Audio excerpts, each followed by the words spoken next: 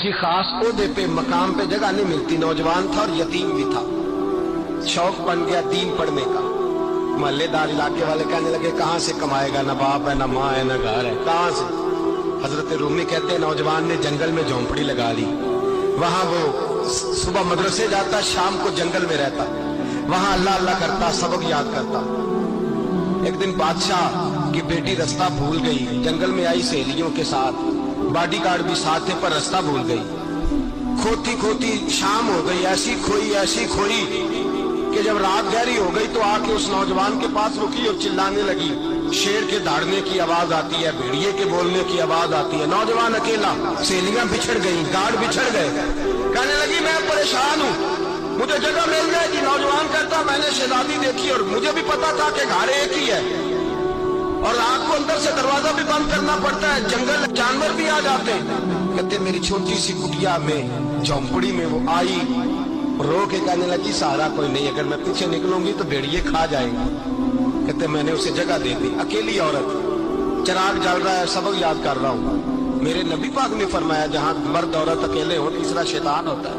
और शहजादी, वो बच्चा कहता है सबक याद करता रहा सारी रात।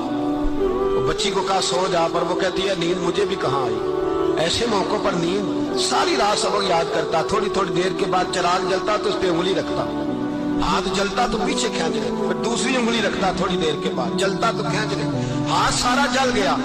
सुबह किरणें चमकी तो कहने लगा चल निकल जा, दौड़ जा, बस बड़ा सब्र का इम्तिहान हो गया, चली जा। शहजादी बाहर निकली, सिपाही ढूंढ रहे थे, बादशाह खुद जंगल में निकला हुआ था। मेरी बेटी मिल गई। बादशाह तन्हाई में जाके कहने लगा बेटा मैं दुनिया को बताऊंगा कि मेरी बेटी खोई नहीं थी, सिपाही साथ ही थे। ये बड़ा मुश्किल होता है, बेटी तो भूल के भी रात कहीं रह पड़े तो लोग जीने नहीं देते, तो बेटा मुश्किल हो जाएगा मेरे लिए। कहाँ थी? उसने कहा नेक नौजवान के पास। उसने कहा बेटा मैं तो तेरी बात मानूंगा पर दुनिया नहीं मानेगी।